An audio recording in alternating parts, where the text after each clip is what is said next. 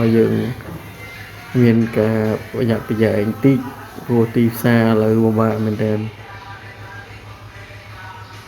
រកទុកចិត្តមិនបានបងឃើញមានគ្រប់ model ហុងកា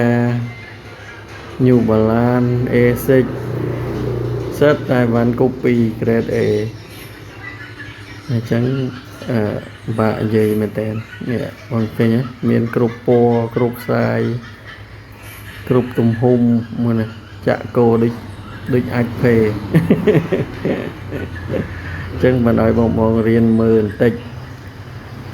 ពិនិត្យមើលប៉ុងពិនិត្យមើលសាច់កណាត់ពិនិត្យមើលគ្រប់កលុកកលៀតមើលមានតាំងពីសូកូនីទៀតនេះឃើញទេឃើញទេបងគ្រប់យីហោល្បីតែម្ដងនៅអនក្លៅទៀត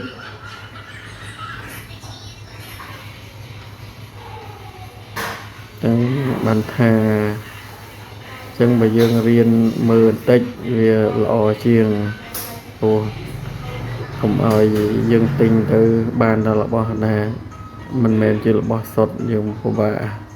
ឃើញនេះគោដូចភ្នំគ្រប់ម៉ូតគ្រប់យីហោ